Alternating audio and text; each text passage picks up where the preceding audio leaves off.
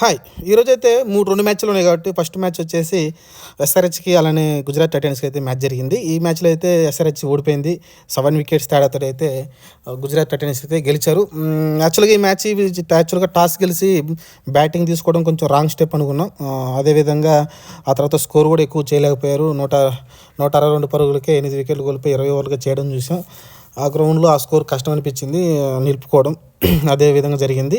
కాకపోతే మ్యాచ్ ఏదైతే Gujarat Titans start చేసినప్పుడు స్టార్టింగ్‌లో కొంచెం బాగా ఆడినప్పటికీ సుమన్ గిల్, వృద్ధిమన్ సాహా.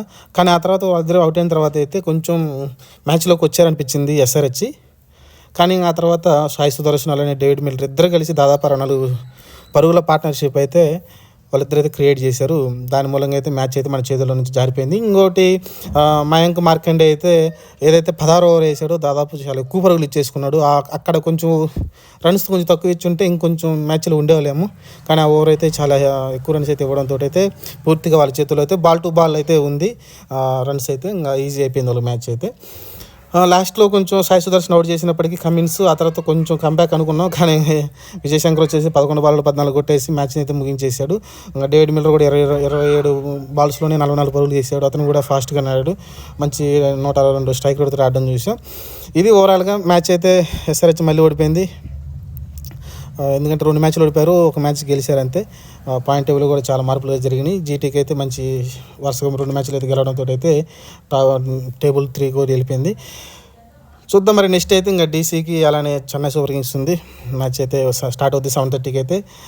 ఈ మ్యాచ్ ఇంకా చెప్పుకోవడానికి ఏం లేదండి. 102 పరుగులు అంటే ఎవరు కూడా పెద్ద స్కోర్ చేయలేదు. ఇంతకుముందు ఏంటంటే ఎవరో ఒకరు క్లాసినో లేకుంటే ట్రావిస్ హెడ్డో లేకుంటే అభిషేక్ శర్మ ఎవరో ఒకరైతే ముగ్గురులో మార్కరం ఈ నలుగురిలో ఎవరో ఒకరైతే ఒక నాకు మంచి పెద్ద నాకు రావాలి. ఈ నలుగురు నుంచి అయితే నాకు కూడా మంచిగా రాలేదు. ఎందుకంటే అభిషేక్ శర్మ 20 బాల్లో 29 కొట్టాడు. ఆ తర్వాత క్లాస్ను కొంచెం హిట్టింగ్తో చేశాడు కానీ రషీద్ ఖాన్కి అయితే చిక్కిపోయాడు. 11 బాల్ 24 మంచిగా ఆడుతున్న తరుణంలో అవుట్ అయిపోవడం. అలానే షబాజ్ ఖాన్ కూడా 20 బాల్ 22 చేశాడు. అంత పెద్దగా మంచి స్ట్రైక్ రేట్తో ఆడలేదు. 110 స్ట్రైక్ రేట్తో తనంటే చాలా తక్కువ అనమాట. ఆ తర్వాత ట్రావిస్ హెడ్ మయాంక్ అగర్వాల్ అయితే చాలా ఫెయిల్ అవుతున్నాడు. అతన్ని పక్కన పెట్టి త్రిపాఠిని తీసుకుంటే బాగుంటుంది అనిపిస్తుంది నాకైతే. ఎందుకంటే Travis head Abhishek Sharma opening చేసి రాహుల్ త్రిపాఠిని 1 డౌన్ పంపిస్తే బాగుంటుందని నాకు అనిపిస్తుంది. మయాంక్ అగర్వాల్ని పక్కన పెట్టాల్సిన అవసరం అయితే ఉందని నాకు అనిపిస్తుంది. దీంట్లో అబ్దుల్ సమద్ లాస్ట్లో వచ్చేసి ఆ కొంచెం 200 స్ట్రైక్ రేట్తో ఆడబట్టి ఆ 162 పరుగులన్నా వచ్చింది. లేకుంటే ఇంకా తక్కువ ఉండే 150కి లోపే ఉండేవాళ్ళు. ఇది ఓవరాల్గా మోహిత్ శర్మ అయితే అవసరమైనప్పుడల్లా వికెట్లు అయితే తీసి పెట్టాడు. 4 ఓవర్లో 25 స్కోర్ ఇచ్చాడు. 3 వికెట్లు తీసుకోవడం చూసాం. ఇంతలా ఒక వికెట్ అయితే తీసుకున్నారు మిగతా బౌలర్స్ కూడా. ఇది ఓవరాల్గా మ్యాచ్ అయితే ఎస్ఆర్‌హెచ్ మళ్ళీ ఓడిపోయింది. 2 మ్యాచ్లు ఓడిపోయింది. 3 మ్యాచ్ల్లో జీటీ అయితే టేబుల్లోకి మంచిగా పైకి ఎగబాకింది అనుకోవచ్చు.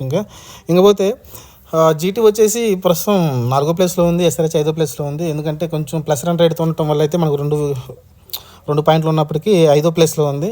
ఎందుకంటే +20 ఉంది 0.20. జీటీ వచ్చేసి ఇంకా కోలుకోలేదు. ఎందుకంటే స్టార్టింగ్ మ్యాచ్లో ఏదో చాలా దారుణంగా ఓడిపోయిందో దాని కారణంగా అయితే వాళ్ళు 3 మ్యాచ్లకి 2 గెలిచారు, 1 ఓడిపోయారు. -0.73 ఉంది కాబట్టి రన్ రేట్ చాలా ముఖ్యం కాబోతుంది. మనం ప్రతిసారి మాట్లాడుకునేదే ఐపీఎల్లో రన్ రేట్ అనేది ఏదైతే ఫస్ట్, సెకండ్, థర్డ్ ప్లేస్లు, 4th ప్లేస్లో ఉండాల్సిన వాళ్ళు కింద మీద పడుతుంటారు. ఎక్కువ పాయింట్స్ ఉంటే ఓకే, కానీ ఎవరైతే సమానంగా పాయింట్ ఉన్నప్పుడు రన్ రేటే కీలకమవుద్ది. ఎందుకంటే టాప్లో ఉన్న ఇద్దరికైతే 2 సార్లు ఛాన్స్ ఉంటుంది. బాటంలో ఉన్న ఇద్దరికైతే ఛాన్స్ ఉండదు కాబట్టి ఎలిమినేటర్ డైరెక్ట్గా ఉంటుంది కాబట్టి రన్ రేట్ కూడా దృష్టిలో పెట్టుకొని మ్యాచ్లు అయితే ముగించాల్సి ఉంటుంది. వీడియో నచ్చితే ఛానల్ సబ్స్క్రైబ్ చేయండి, లైక్ చేయండి, షేర్ చేయండి. Thank you.